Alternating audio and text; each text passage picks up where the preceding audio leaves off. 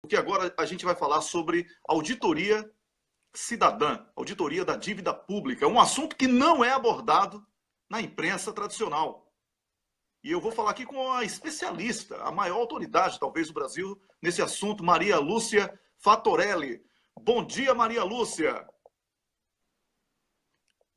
Ah, sim, o erro é meu aqui. Agora sim, bom dia, Maria Lúcia Fatorelli. Bom dia. Tudo bem? Tudo bem, tudo bom. Maravilha, o som tá... Apesar de caos que estamos vivendo aqui no Brasil, tudo bem, estamos em luta, estamos ativos aqui. Pois é, mas o caos, ele é um estágio catártico, não é? Ninguém vive com o ódio, com o caos permanentemente, porque o ser humano nasceu para sobreviver e não para morrer todos os dias, como estão tentando provar aos brasileiros.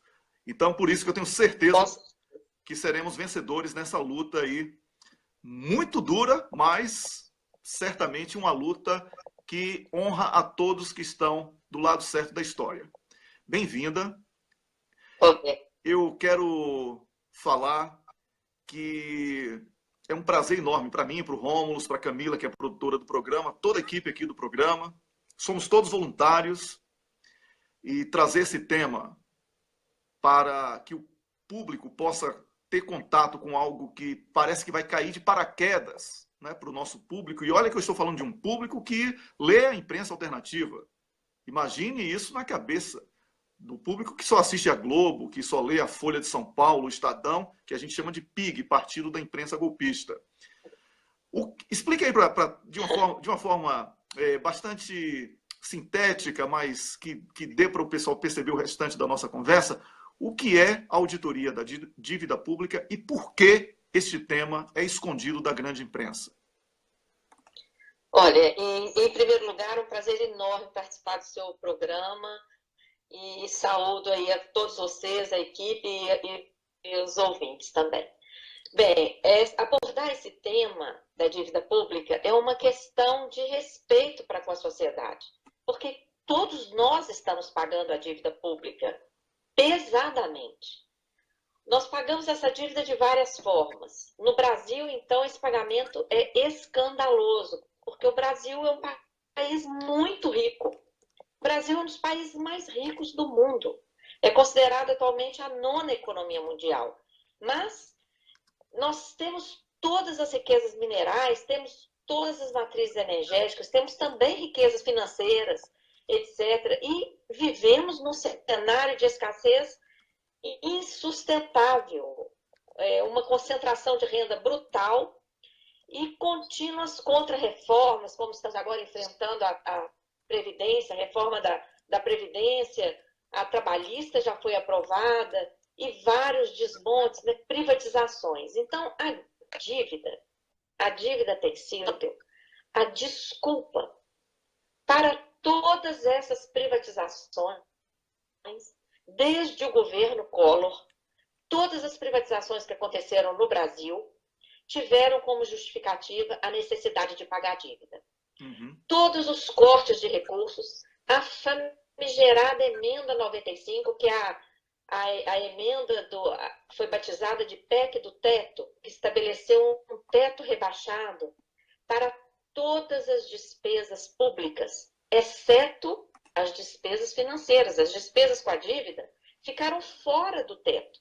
Então, esse teto foi estabelecido exatamente para amarrar todos os investimentos em saúde, educação, etc., para que sobrem mais recursos para pagar os juros dessa dívida.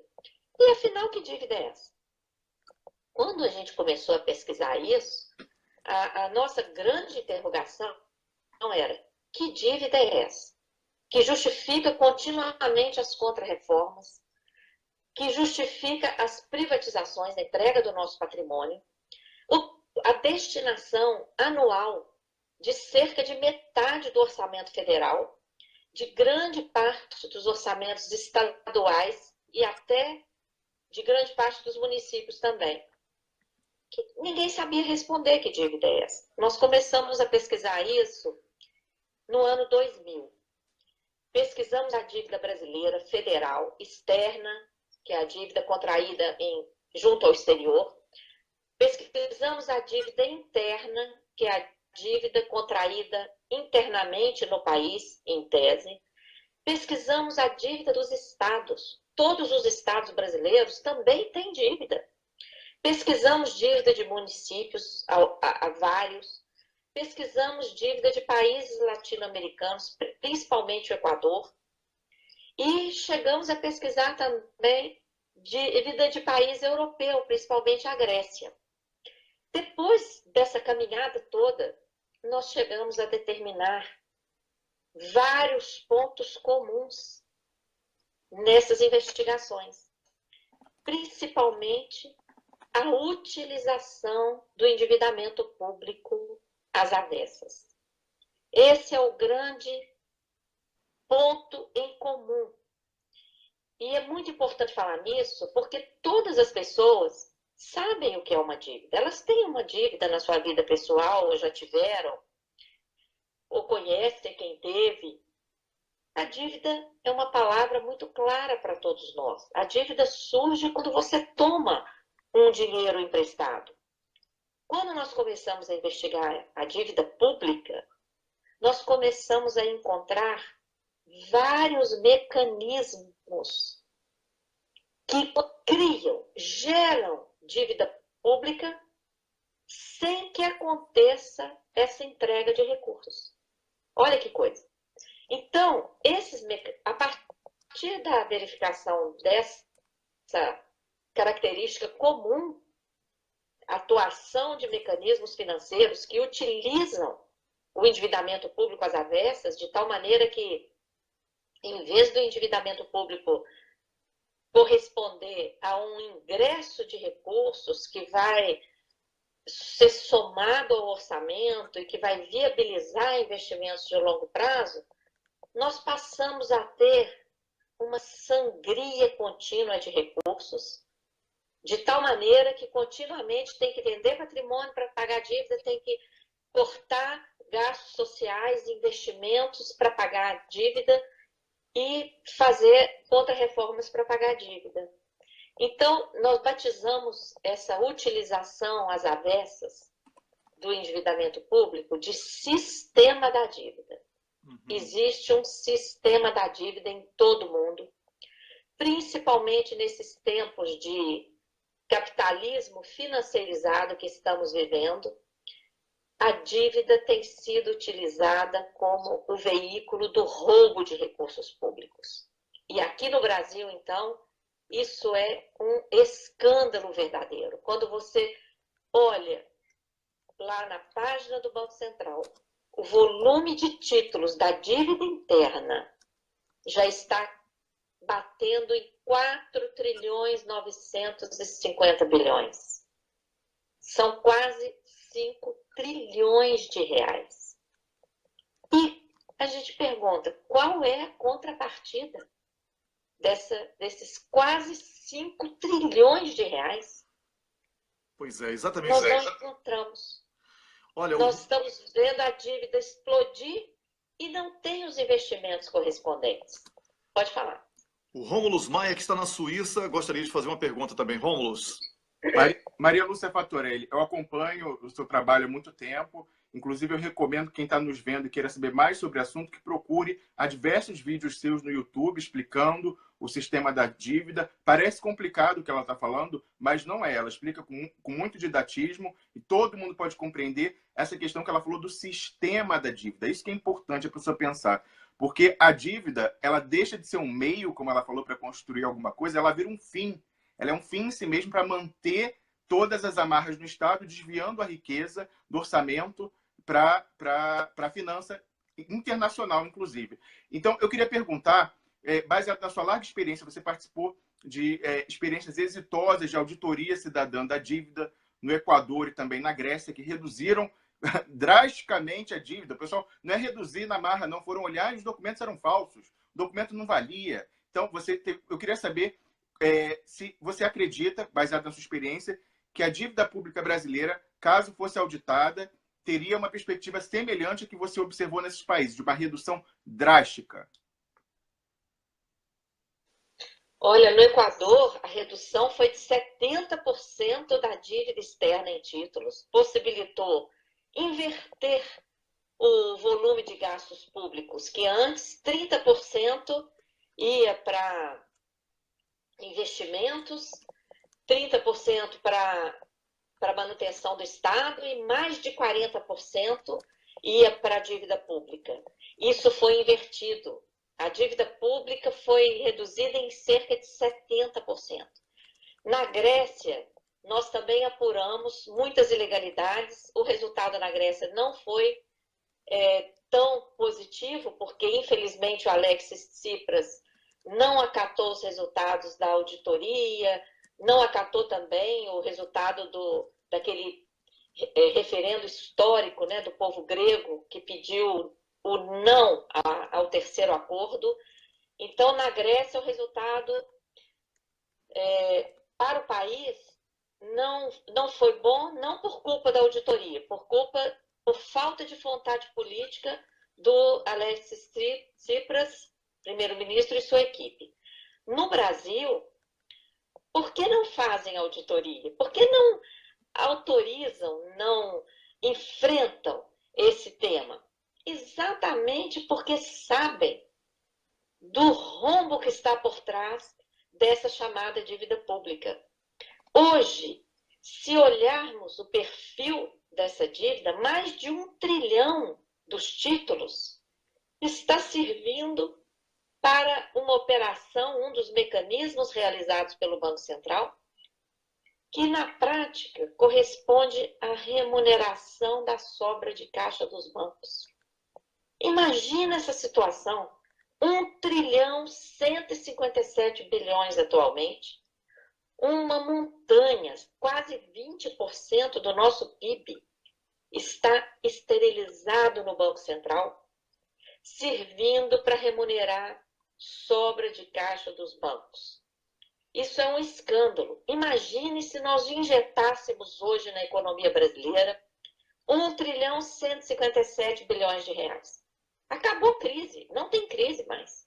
Teríamos investimentos para tudo, não teríamos que privatizar o que estamos privatizando, não teríamos que entregar petróleo, nióbio, Eletrobras, Casa da Moeda, tudo que estamos entregando.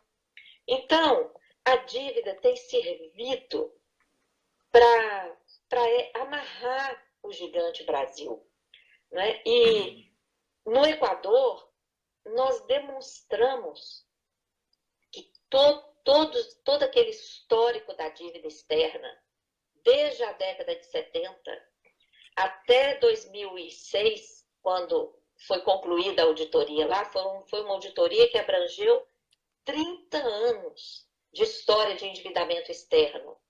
Nós pegamos o fio da meada e interessante é que todos os países da América Latina passaram pela mesma trajetória. A dívida nasceu, explodiu lá na década de 70, quando todos estávamos sob ditaduras militares. Depois, na década de 80, dívidas privadas, inclusive dívidas para financiar as ditaduras, foram transformadas em dívidas públicas. Dívidas de multinacionais, dívidas de bancos, foram transformadas em dívidas públicas. Olha aí a atuação do sistema da dívida. Transformação de dívida privada, dívida de empresas, de bancos, em dívida pública, que toda a sociedade tem que pagar. Depois, nós identificamos na década de 90 uma operação extremamente fraudulenta, realizada em Luxemburgo, paraíso fiscal. Sim, aqui pertinho. Uma operação chamada Plano Brady, que transformou dívidas com bancos privados internacionais suspeitas de prescrição. No caso do Equador, nós comprovamos essa prescrição.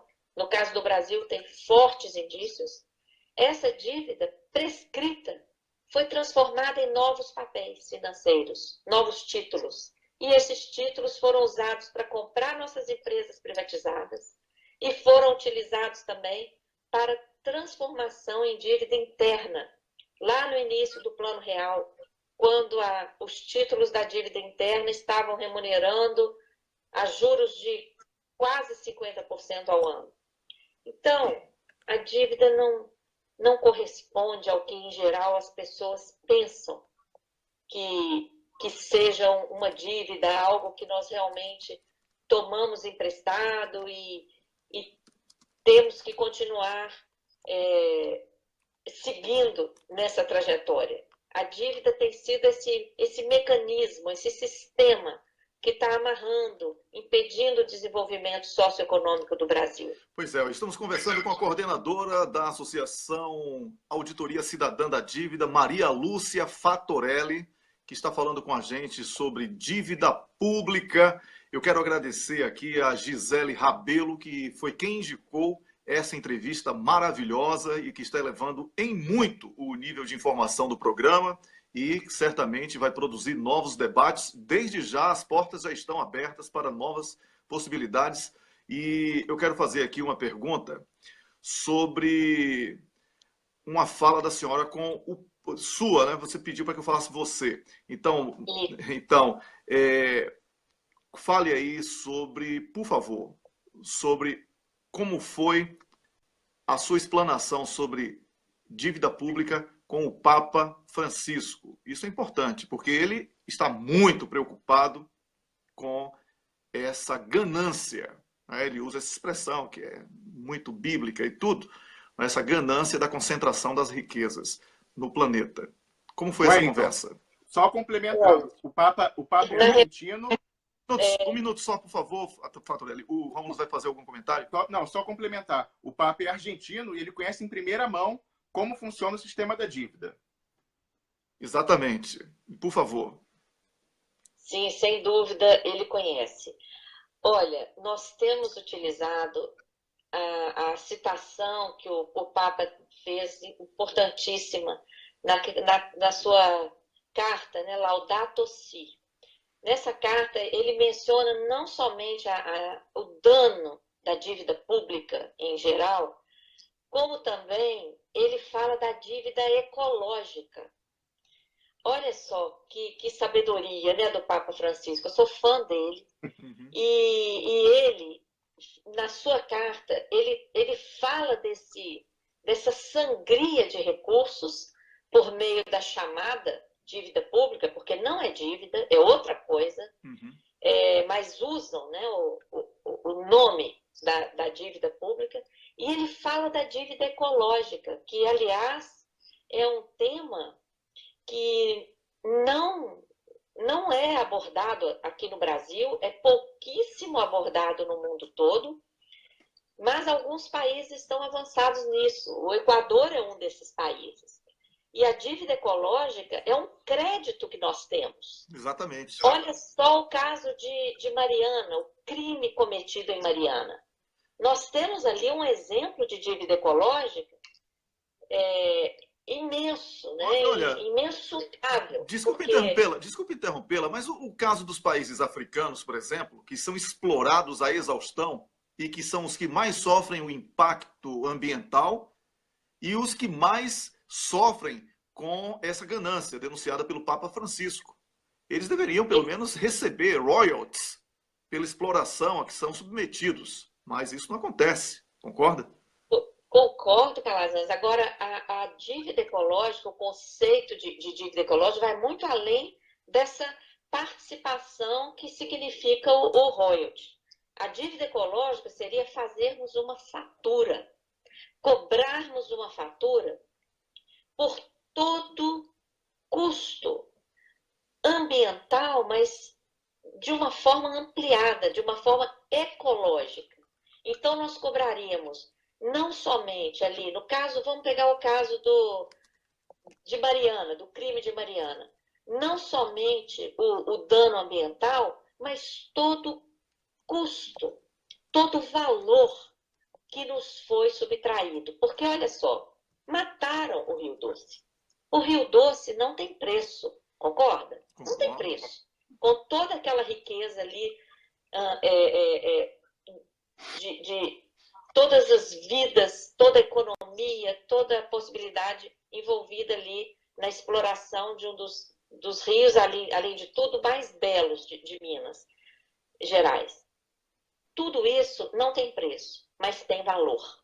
Só que nós ainda não desenvolvemos essa teoria, não desenvolvemos como colocar isso numa fatura. Mas o Papa Francisco já falou nisso. Uhum. E eu queria ainda aproveitar, Carla, se você me permitir, por favor, mencionar um novo esquema financeiro que está entrando aqui no Brasil, gravíssimo, e que gera dívida pública, não só em âmbito federal, mas também estadual e municipal. É um esquema extremamente fraudulento. Ele cria uma empresa estatal para operar o esquema.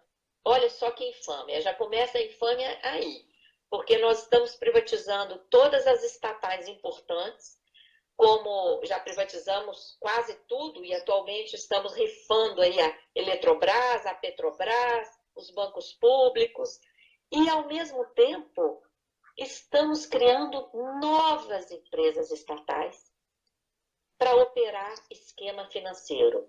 Acabou de acontecer uma CPI, uma Comissão Parlamentar de Inquérito, na Câmara Municipal de Belo Horizonte, onde foi criada uma empresa pelo ex-prefeito Márcio Lacerda, PBH Ativos S.A. Essa empresa emitiu papéis financeiros, títulos, vendeu para o BTG Pactual, pagando juros abusivos de IPCA mais 11%.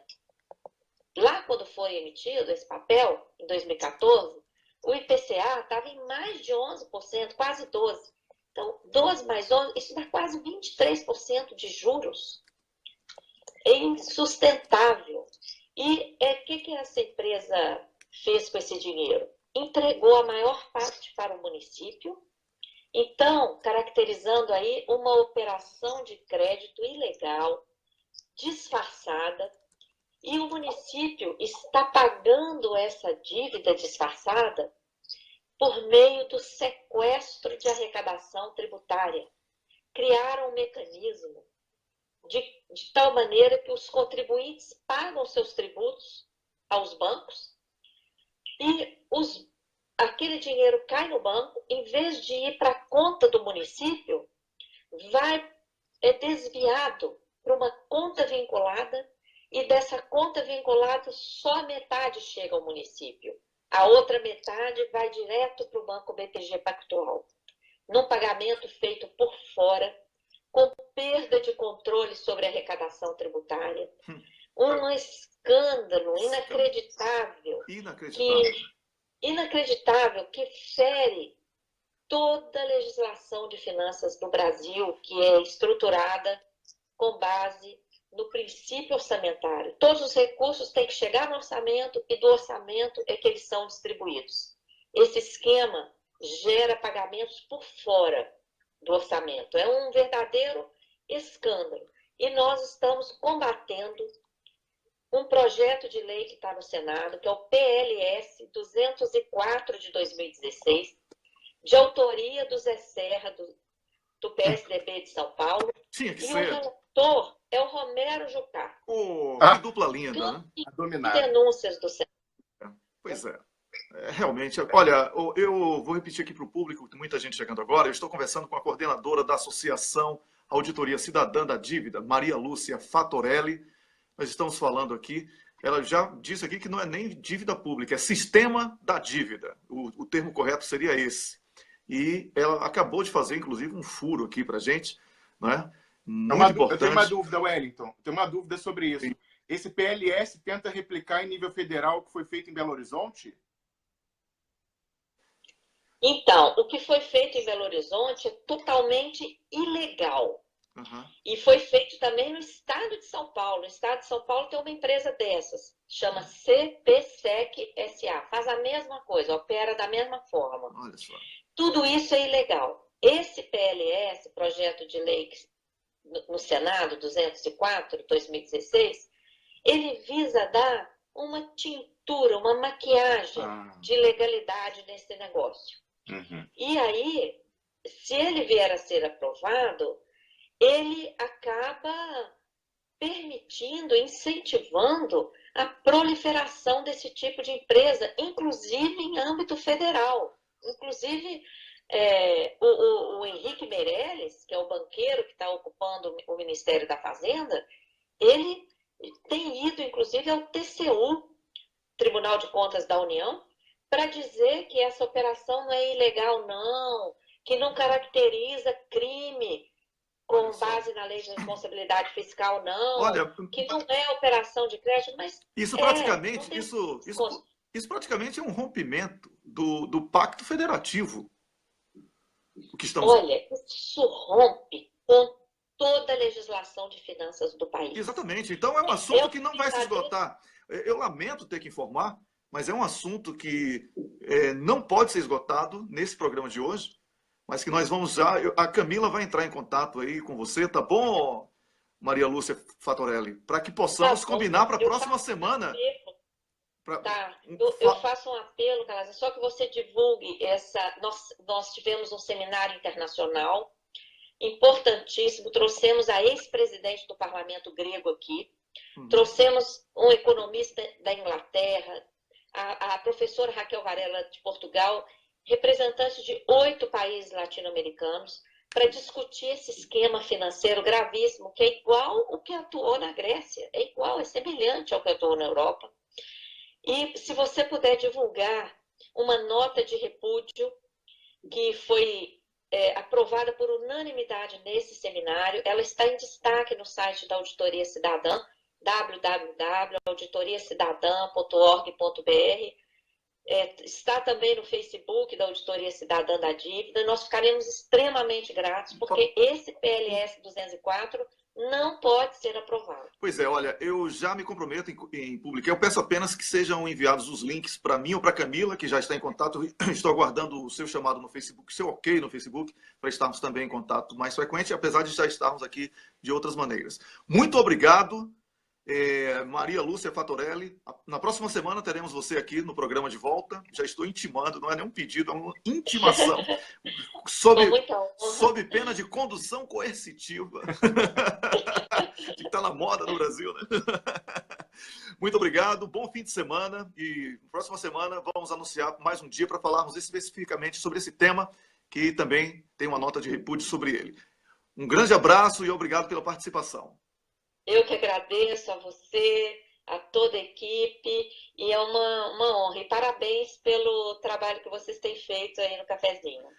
Parabéns mesmo. Olha, nós estamos apenas dando vozes, dando voz a essas vozes, aliás, maravilhosas, que têm compromisso com o Brasil. O seu trabalho, o trabalho da Associação Auditoria Cidadã da Dívida, é um trabalho para o Brasil, para os brasileiros. Eu não entendo como é que uma concessão pública não tem esse compromisso. E a minha campanha aqui na comunicação social, só para que a gente possa se despedir, viu, Maria Lúcia? Sim. Vamos privatizar a Rede Globo, porque a Rede Globo só ganha dinheiro público, não é? Vamos privatizar a Rede Globo. Essa é a privatização necessária.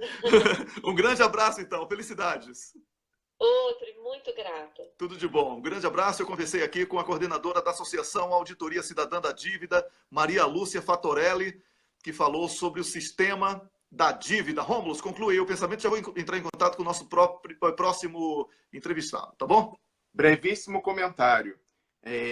A Auditoria Cidadã da Dívida está prevista, ordenada na Constituição Federal de 88 e no ato das disposições transitórias. Então, era para ter sido feita há quase 30 anos. E eles têm enrolado.